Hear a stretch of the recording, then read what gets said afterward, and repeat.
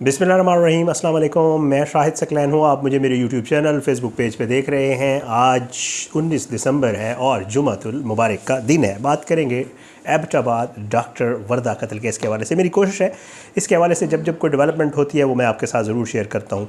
एक तो आज JIT का आखिरी दिन था और कहा यह गया था कि JIT अपनी रिपोर्ट पेश करेगी, जो है तैयार करेगी और उसके बाद पेश करेगी, लेकिन JIT रिपोर्ट पेश करने नहीं जा रही। इसके हवाले से आज आपको बताऊंगा कि मामला क्या है, JIT का मामला कहां तक पहुंचा है। दूसरा, एक और अहम दस्तावेज़ सामने आई है और ये दस्तावेज़ जो है वो बहुत अहमियत की हामिल है। JIT को जो मिली है, अच्छा JIT ने कितने लोगों के बयानात रिकॉर्ड कर लिए हैं, ये भी मेरे पास खबर आई है, ये आपके साथ शेयर करेंगे, उनमें कौन कौन शामिल है। और साथ साथ जो है एक और चीज़ ये है कि जो है वो कातिल नहीं बल्कि गवाह मारा गया है, ये क्यों कहा जा रहा है और इसके केस के ऊपर क्या असर पड़ेगा। आज की इस वीडियो में ये सारी डिटेल आपके साथ शेयर करेंगे। सबसे पहले और सबसे अहम चीज़ जो है वो है जनाब JIT की जो रिपोर्ट है। आपको हमने बताया था कि एक JIT बनाई गई है, उन्होंने उसकी फैमिली से, उसके हस्बैंड से और बाकी जितने भी लोग रेलिवेंट हैं उनसे जो है वो बातचीत की है, तफ्तीश की है और उनके बयानात रिकॉर्ड किए हैं। अब तक की जो मेरी इतलात हैं तकरीबन वो ये हैं कि JIT ने 200 से ज़ायद लोगों के बयानात कलम बंद कर लिए हैं, जो मुझे पता चला है। और उसके अलावा इसमें मुझे ये बताया गया है जनाब कि JIT जो है वो पुलिस अफसरान, उसके अलावा जो पुलिस के एहलकार हैं जिन्होंने बॉडी वगैरह रिकवर की थी, ये सब लोग गवाहों में आते होते हैं, ये सरकारी गवाह होते हैं। उसके साथ DHQ अस्पताल के डॉक्टर्स और डॉक्टर वर्दा के अहल खाना, इन तमाम के बयानात जो है वो रिकॉर्ड कर चुकी है। तहकीकात के दौरान JIT ने इस मकाम का भी दौरा किया जहां डॉक्टर वर्दा की लाश छुपाई गई थी, ये भी डेवलपमेंट है। ज़राए का कहना है कि JIT कल मज़ीद अफराद के बयानात कलमबंद करेगी, जो तहकीकात का आखिरी मरहला होगा। और ज़राए ये कहते हैं कि चीफ़ सेक्रेटरी की जानिब से कायम की गई कमेटी को रिपोर्ट पेश करने के लिए जो है वो जो टाइम दिया गया था वो ख़त्म हो गया, लेकिन मेरे ज़राए मुझे बता रहे हैं कि JIT अभी तक अपनी रिपोर्ट मुकम्मल नहीं कर सकी है। और मुझे ये भी पता चला है कि मे बी JIT को तकरीबन एक हफ़्ता मज़ीद लगेगा इस रिपोर्ट को मुकम्मल करने में। सो अभी JIT की जो रिपोर्ट है वो नहीं है, इंशाल्लाह आएगी। मेरी कोशिश है वो JIT रिपोर्ट भी जब भी सामने आएगी मैं आपके सामने कोशिश करूँगा, मुझे उसमें से जितना भी मटीरियल मिल सका वो इंशाल्लाह आपके साथ ज़रूर शेयर करूँगा, क्योंकि मैं इस केस को फॉलो कर रहा हूँ और कोशिश है कि ये सामने ले आऊँ मैं सारी चीज़ें। अच्छा, उसके अलावा एक हफ़्ता तकरीबन मेरे ज़राए मुझे ये बता रहे हैं कि JIT को रिपोर्ट बना के मुकम्मल करके उसको तैयार करने में लग जाएगा, ये होगा।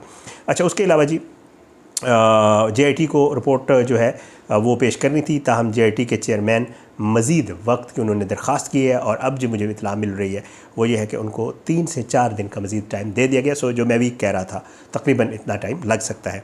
ज़रा ये कहते हैं कि JIT डॉक्टर वर्दा कत्ल केस की हतमी रिपोर्ट मुरतब करके जो नेक्स्ट वीक है उसमें सूबाई हुकूमत को पेश करेगी और तहकीकात मुकम्मल होने के बाद रिपोर्ट की रोशनी में मज़ीद कानूनी कार्रवाई अमल में लाई जाएगी। सबसे इंपॉर्टेंट न्यूज़ जो है वो JIT वाली थी, मैंने कहा जो है वो आपके साथ शेयर कर दूँ। यानी शाहिदीन भी इसमें शामिल किए गए हैं, मैं आपको शायद नहीं बता सका।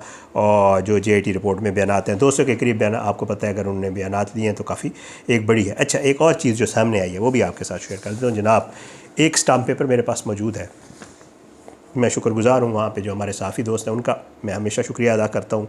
ज़ाहिर है मैं ख़ुद वहाँ मौजूद नहीं होता, लेकिन हमारे क्योंकि मेरा शोबे इसी शोबे से ताल्लुक़ है पिछले 21 साल से, तो दोस्त तो हर जगह मौजूद होते हैं। बहरहाल उन्होंने मुझे एक स्टाम्प पेपर भेजा है जी, ये स्टाम्प पेपर मेरे पास मौजूद है।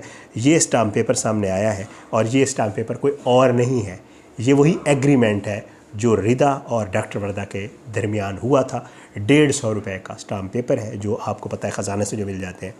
इस स्टाम्प पेपर के ऊपर एग्रीमेंट लिखा गया था बाकायदा कि ये सोना रखवाया जा रहा है।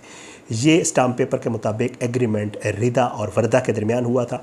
ऊपर सब कुछ लिखा गया है, जो स्टाम्प पेपर का मतन है उसमें यही लिखा गया है कि डॉक्टर वर्दा जो है वो अपनी सहेली रिदा के पास, जिनके हस्बैंड्स दोनों के नाम लिखे हुए हैं, उस स्टाम्प पेपर में ये लिखा हुआ है कि इनके पास 67 तोला सोना अमानतन रखवा रही हैं और अमानतन रखवाने पर जब भी डॉक्टर वर्दा को ये सोना ज़रूरत होगा तब वो तलब करेगी और रिदा जो है वो सोना देने की पाबंद होंगी। इस स्टाम्प पेपर में वगैरह लिखा हुआ है, नीचे दोनों के साइंस भी हैं, इसमें गवाह भी हैं इन दोनों स्टाम्प पेपर्स में, इस स्टाम्प पेपर्स में सॉरी। तो ये सारा जो है केस था।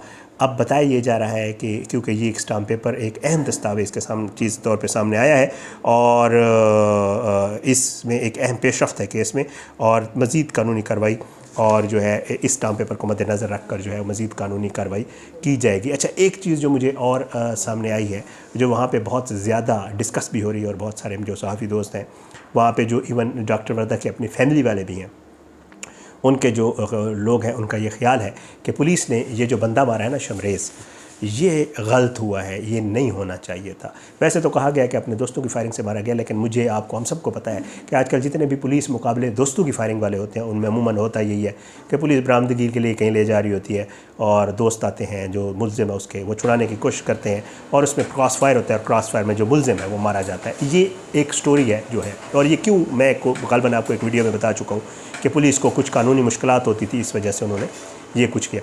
अच्छा, तो बहरहाल जी वहाँ पे जो दोस्त हैं वो ये कहते हैं कि जी ये जो बंदा मारा गया है ये दरअसल अनफॉर्चुनेट हुआ है, क्योंकि शमरेज़ जो है, मैं आपको पिछली वीडियो में भी जिक्र कर चुका हूँ कि वो एक उजरती कातिल था। जैसे पेशावर लोग होते हैं, पेशावराना ये कार्रवाइयाँ करते हैं, उजरती कातिल था, पैसे लेकर लोगों को कत्ल करता था। मुजरिमाना रिकॉर्ड उसका मौजूद है, उसके भाई का। कहा यह जाता है कि उसने अपने एरिया को नोगो एरिया बनाया हुआ था, वहाँ किसी को जाने नहीं देता था, लोग उसका एरिया छोड़ के जा चुके थे और वो यही काम करते थे।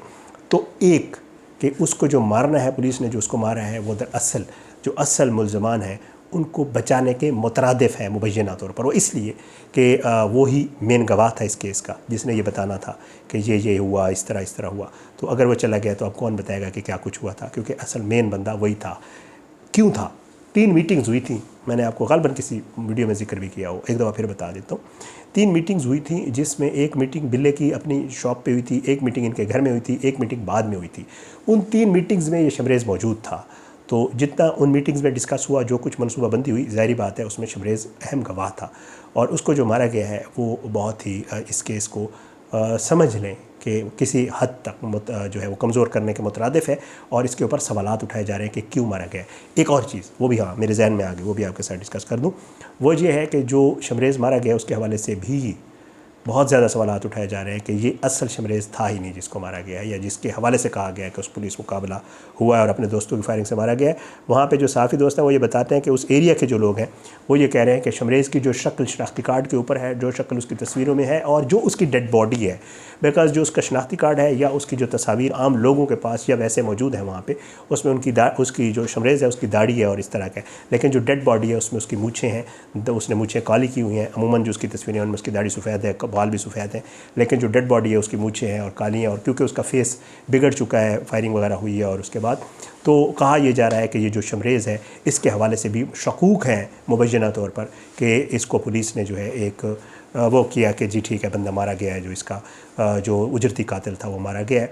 तो इसके ऊपर भी सवाल उठ रहे हैं, इसका भी पुलिस को ज़रूर जवाब देना चाहिए, क्योंकि पुलिस के किरदार के ऊपर शुरू से पहले दिन से सवाल उठ रहे हैं और लोग उठा रहे हैं। वहाँ पे जो सहाफ़ी दोस्त हैं वो भी कह रहे हैं, और आपको मैंने बताया खुद के DPO जो है उसको JIT से भी हटा दिया गया था, और तहफ़्फ़ुज़ात थे जो वर्दा की फैमिली वाले थे उनको। तो इसलिए ये सवाल भी बड़ा अहम है कि ये जो शमरेज़ है जो मारा गया है वो गवाह था, कातिल तो था ही था, लेकिन वो बहुत अहम गवाह था, और अगर वो ज़िंदा होता और ज़िंदा पकड़ा जाता तो इस केस में बहुत सारी और मज़ीद चीज़ें, मज़ीद इंकशाफात सामने आते जो इस केस को हल करने में मददगार साबित होते। एक और चीज़ वो ये है कि डॉक्टर्स ने जो है वो हड़ताल जारी रखी हुई है, वो हड़ताल करते हैं, और वो भी इस केस की जो डेवलपमेंट्स है उसको बड़े गौर से देख रहे हैं, उन सब चीज़ों को कि पुलिस इस केस को किस तरफ ले जा रही है। ये वो सारी डेवलपमेंट्स थी जो डॉक्टर वर्दा केस में, अब जो मैंने पिछली वीडियो की थी और इसके दरमियान मेरी कोशिश है कि एक दिन छोड़ के वीडियो कर रहा हूँ ताकि डेवलपमेंट्स कुछ हो जाएँ, तो तब आपके सामने रखा करूँ। तो ये 2 चीज़ें 3 सामने आई थी, मैंने कहा आपके साथ शेयर कर दूँ। इंशाल्लाह इसी तरह इस केस को फॉलो करते रहेंगे, आइंदा भी जो इसके ऊपर मामलात सामने आएंगे वो मैं आपके सामने ज़रूर शेयर करूँगा, और JIT जो रिपोर्ट बनाएगी कोशिश करूँगा वो रिपोर्ट में कहीं से मुझे उसके मुंदरजात मिले तो मैं आपके सामने ज़रूर रखूँगा कि इसमें क्या कुछ लिखा गया है। इजाज़त दें, इंशाल्लाह अगली वीडियो में मुलाकात ज़रूर होगी, लेकिन बशर्ते ज़िंदगी अपनी दुआओं में याद रखिएगा। अल्लाह हम सब का हामी नासिर हो, अल्लाह हमारे मुल्क का हामी नासिर, उसके खिलाफ साजिशें करने वालों को नेस्त नाबूद करे, ज़ालिमों को इबरत का निशान बनाए, मज़लूमों को इंसाफ मिले। अल्लाह करे डॉक्टर वर्दा के जो कातिल हैं अपने इबरतनाक अंजाम से 2 चार हों, जिसने जहाँ जुल्म किया है अल्लाह करे वो उसका जो नतीजा ज़रूर उसको मिले। इजाज़त दें, पाकिस्तान जिंदाबाद, अल्लाह हाफ़िज़।